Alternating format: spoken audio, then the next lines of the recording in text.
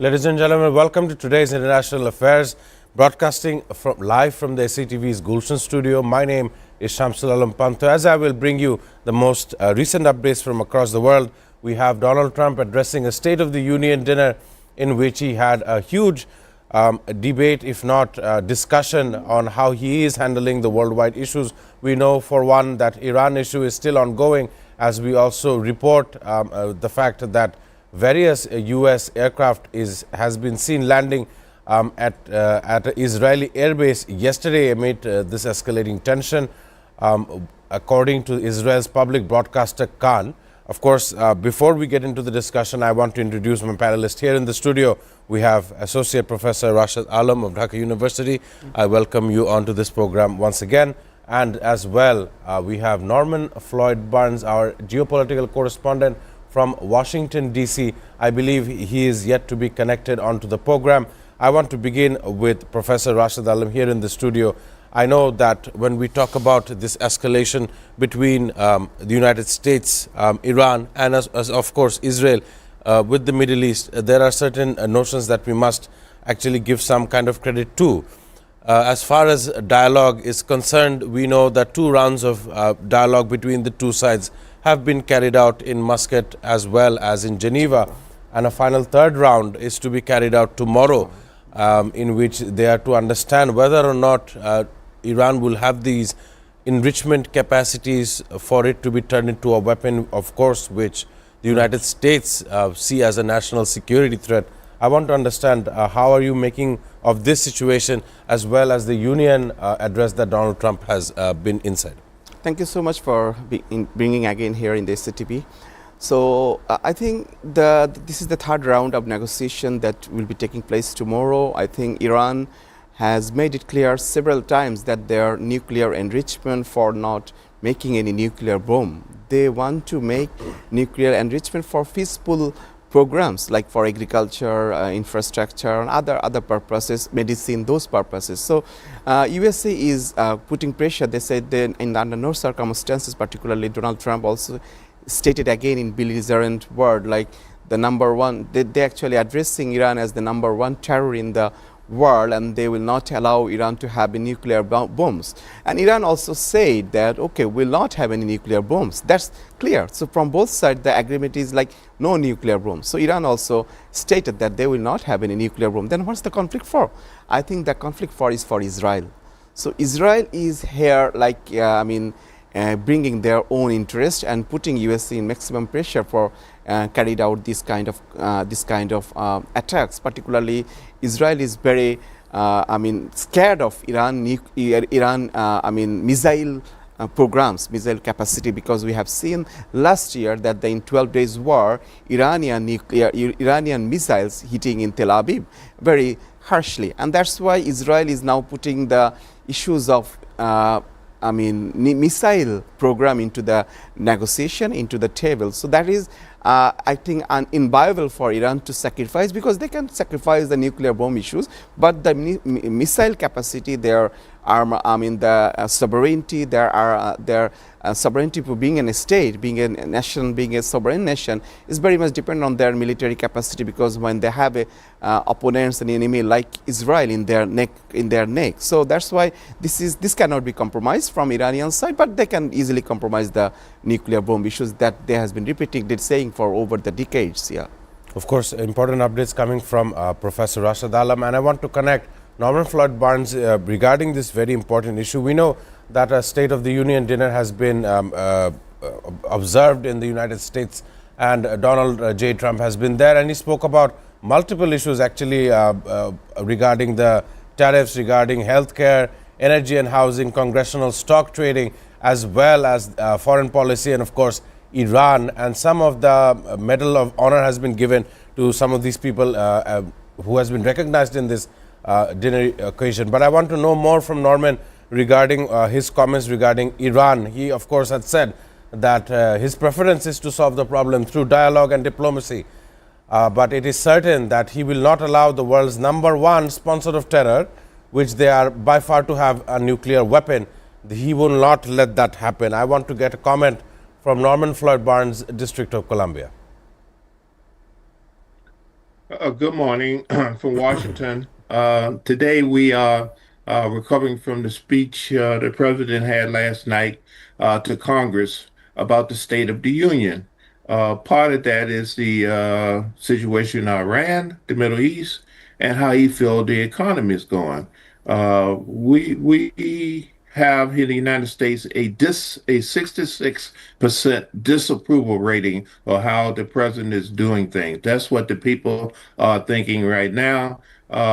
He spoke last night with one of the longest speeches in history regarding how patriotic, how the United States is progressing, how we're moving forward, how we are carrying out our forefathers' dreams, how we are doing the greatest thing. We are in the age of a new discovery, and we are in a golden age. That's what he, I think, alluded to last night. We're in a golden age, and his vision is through the caption of a small, minute group of the United States, which we in the media are saying that apparently from the speech from last night, the president is out of touch with what's going on in the world, and particularly what is going on with the United States when prices are scheduled to go up with the tariffs, the new tariffs coming in.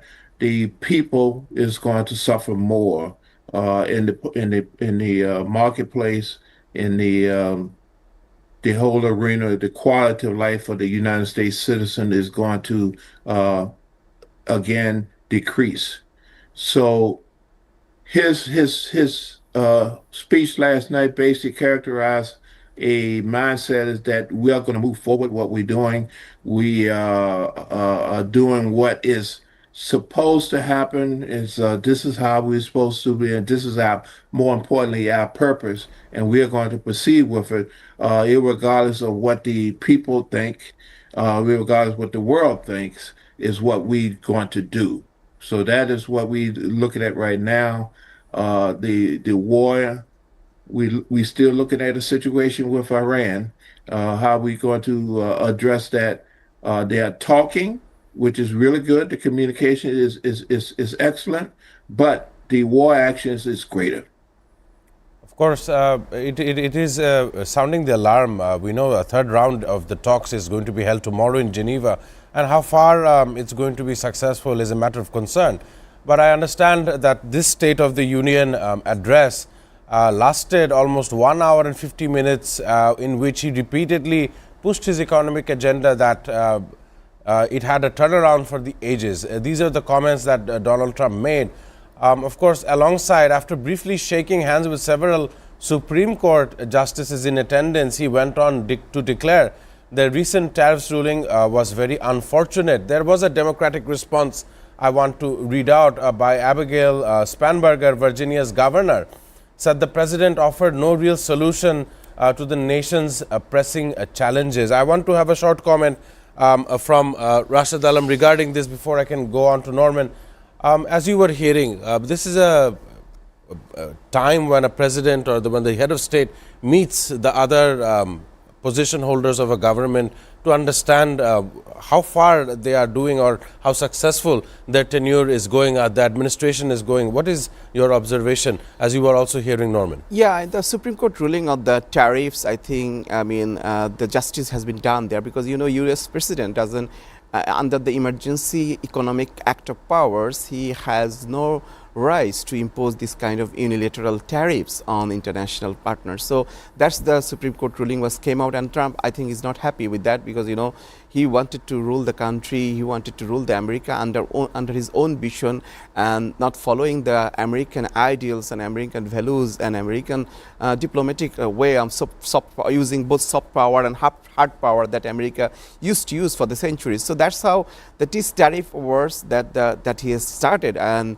he imposing tariffs not only 76 countries as far I understand, also his European partners. So that's the long-term trading partners they would be because, US is for long centuries are the advocates of the globalization, advocates of the free trade. Now, all on a sudden, they're imposing protectionism once again. I think that's why Supreme Court has been ruling this issue. So Trump has, with issues with the federal governments, with the issues with the Supreme Courts, that's the institution that protecting U.S. democracy and U.S. fraternity, U.S. freedom, and U.S. long-term relation with its partners. But this democratic institution has to be stand up. Otherwise, as our guest said, that disapproval rate is now currently 60 more than 60%, which is the Trump is having a midterm election soon. So I think this is at his stake. That's why this long union address he made last night, he wanted to make it clear. But I think those courses of action will not be good for him, because he might lose. And the day before yesterday, he was also sounding a bit scared about he might lose his power. He might be impeached because of those courses of action he's taking currently. So I think he needs to be cautious, and I think he will make an adjustment in his foreign policy, in his tariffs and other things. Yeah. The word impeachment has been mentioned not only today but also in the past regarding some of the campaign promises that landed Donald Trump his second tenure at the White House. It's very important to understand, especially as I was talking into the studio with Professor Rashid Alam regarding the tariff issue, regarding how various Democratic leaders are now calling him out, that his words are not in line or not in conjunction with whatever that is happening. Also, a heated exchange between Congresswoman Ilhan Omar and US President Donald Trump had taken place as of yesterday, and in which the president criticized the Democratic lawmaker over immigration policy and accused them of failing to support border enforcement. I want to ask this following segment with Norman Floyd Barnes. Overall, how do you think, how successful was this State of the Union address in comparison to previous addresses, and how do you think the Democrats and the Republicans, the two sides, how are they going to fare, or how are they going to analyze Donald Trump in the coming days, especially in the, if so happening, warlike situation with Iran? Norman Floyd. Yes, thank you again. The speech coming out now as one of great falsehoods, missing facts, and political inaccuracies. So the Democrats are concerned about what level the current administration is viewing the world, and the Republicans are concerned that the speech did not help their cause for the midterm election. Basically, this president is speaking one word, one way, and the economy and the people are dealing with another way.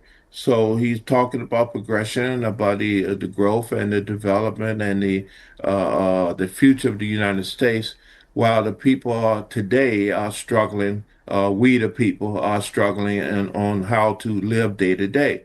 The prices of everything is going up, it's increasing. And this is a result of the existing tariffs. Now, with the new tariffs, we're looking for increased problems as we go between now and the midterm election. People are now have to make a decision. Do I get my prescription or do I get food? They have to make that decision right now. Healthcare. Do I get healthcare or do I uh, pay my mortgage? These are the issues that are coming up, and people are not very happy. They have to make these decisions, and these decisions are coming on as a daily basis. So as a result of that 66%, it's going to rise as the people get the impact of what his actions are. Uh, Relationship with other countries, this impending conflict with Iran, the ongoing 4 or 5 year war with between Israel and between Israel and the and the Palestinians are not pleasing what the people are saying. They're saying these protracted wars, these protracted incidents, which he's supposed to make peace with, is now becoming a piece of their is putting the average person economy and lifestyle into shambles and pieces. So we are suffering from this new policy and procedures that the president and his administration feel is progressive moving forward and will put us in another state. But right now, the people can't see that. They can't feel that. And how they are being treated is viewed as we are not his concern. His concern is his policies, and his policies doesn't reflect what we need and what we want. He's basically not listening to us. He has Right. his own agenda. He has his in his mind that he's going to do his thing, regardless of how it's going to have an impact on the average person. So we're going to see a result of that in the election and the polls coming November. And the Right. Republicans are very, very concerned and the Democrats are very upset on exactly how these policies, these rules, these Supreme Court hearing judgments are being disregarded, and no Correct. one in the Congress is concerned. That is the problem. They feel that they seeing these things happen, and they know the people they don't like it, but they say they're not doing anything about it, which means they're complicit with that, and they're supportive of that. So we are looking at some very rough times coming up here regarding our government and the people. And so right now, everybody's walking on eggshells. Right. So Accurate. here we go. Let's see. Accurate observations coming Yeah. in from District of Columbia, as well as Professor Rashid Alam here in the studio. Ladies and gentlemen, time to take a very short commercial break. Do stay with us.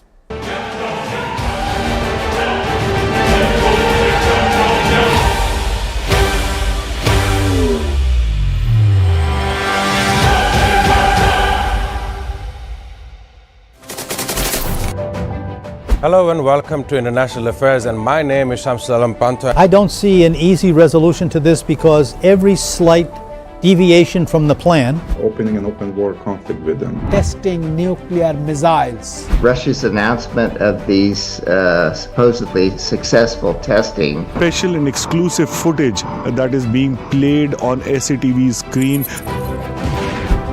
Really coming to terms with Hamas. Damage estimated between this entire issue. President Trump is expected to hold bilateral talks.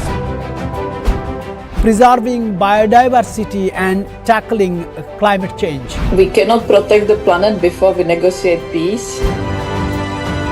Where is it going? Is it understanding the needs of its people before the needs of this global world? For China to come to agreement, They will face better projects. With President Xi of China and President Lee of South Korea. Trump's White House that is in favor of these things. simply not enough action being taken to address the problem of fossil fuels. What their plan initially is towards the Caribbean, a place that has been met with two types of disasters. Bangladeshi students at the same level of opportunity internationally and domestically. International Affairs. Watch every Sunday to Thursday at 2 p.m. only on SATV and SATV Digital.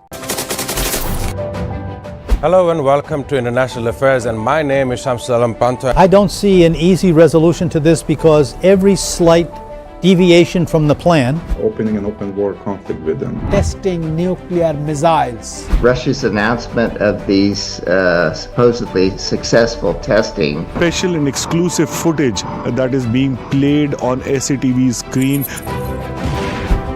really coming to terms with Hamas. Damage estimated between this entire issue. President Trump is expected to hold bilateral talks.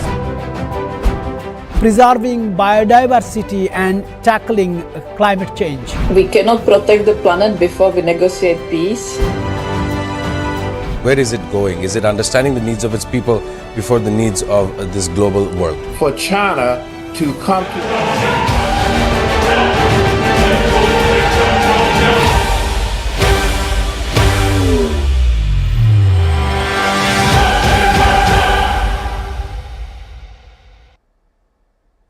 Welcoming you all back on International Affairs. Today I'm joined with Associate Professor Rashid Alam in the studio, as well as Norman Floyd Barnes from Washington, D.C. And the next question is to Norman Floyd.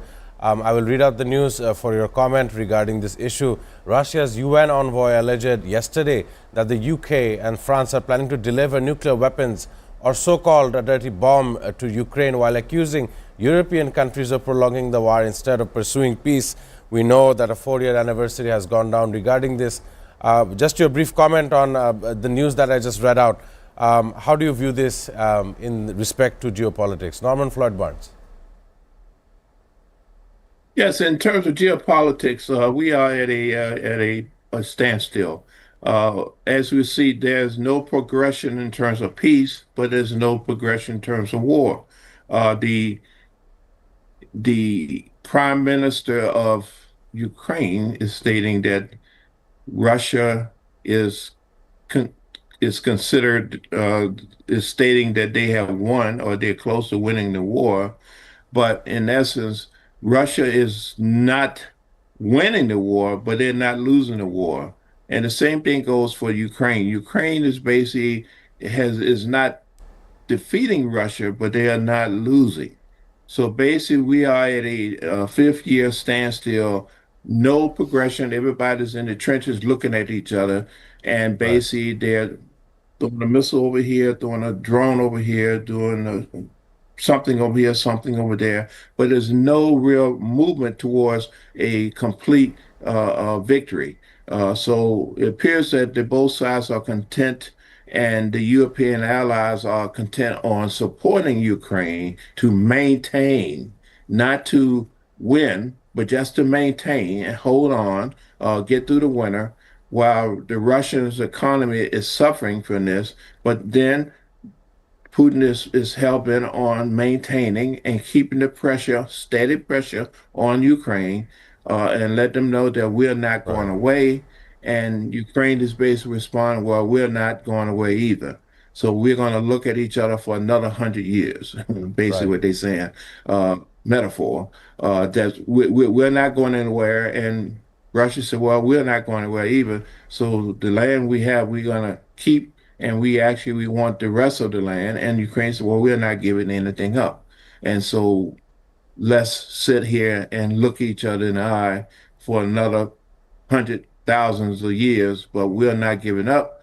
And so at some point in time, there has to be a break-even point where this is not going on. But as Ukraine keep getting support from the UN through the United States proxy to continue to work with weapons, technology, and supplies, that is allowing them to maintain and to stay in the game. Without that, there will be no game. It will be over. So right now, the support is from Europe through the United States to maintain a presence, to maintain a front, just to keep them agitated enough to basically, with the advent of technology and weapons and supplies and equipment, we can maintain, but we would never defeat you, but we would never allow you to defeat us.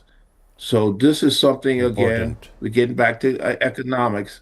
Money talks, war is big money. And so as long as this conflict goes on, someone is making a profit.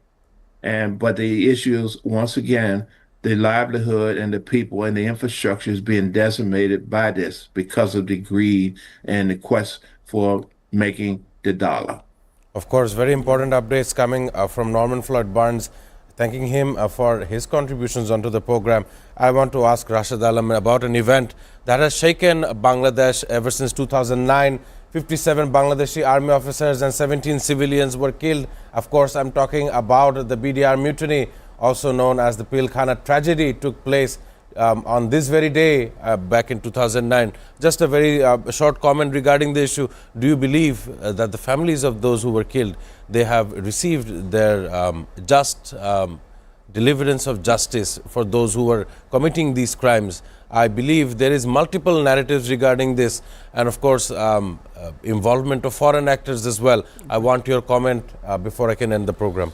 Thank you so much. Yeah, I think this is a shocking event for Bangladeshis, particularly their border guards forces like the Bangladesh Rifles, which has been attacked in this. I mean, there's a mutiny there But yeah, no, the justice has been denied for a long time. I think the main perpetrators, like, you know, there are multiple narrative, as you say, like, is it the within the forces revolt, or it is the outside interference? So both narratives are very strong, because particularly, and you know, last year we had a reinvestigation of the issues. Particularly, the interim government has an investigation into that issues, and they actually find out various culprits. Many of them are not within the country; they are living outside the country at the moment. So, I think to deliver the justice is very important. I think to those who are the main culprits, main perpetrators, they have to be bringing into the justice. And most importantly, taking the lesson from this event, Bangladesh had to have their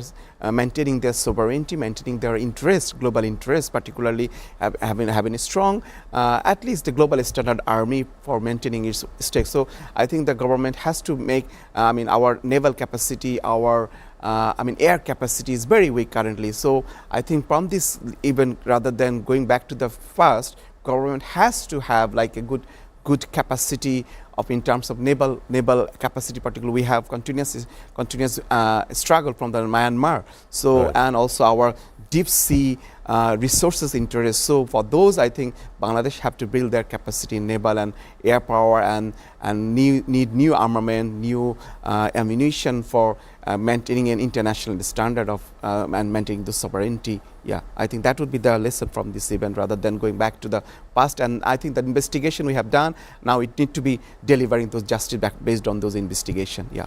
Of course, I must thank Associate Professor Rashid Alam as well as Norman Floyd Barnes. I want to end the program today in a note of condolences to the 57 Army officers and their families, as well as the 17 civilians that were murdered during this tragic incident way back in 2009. Ladies and gentlemen, that's it for today. I shall catch you all on tomorrow's International Affairs.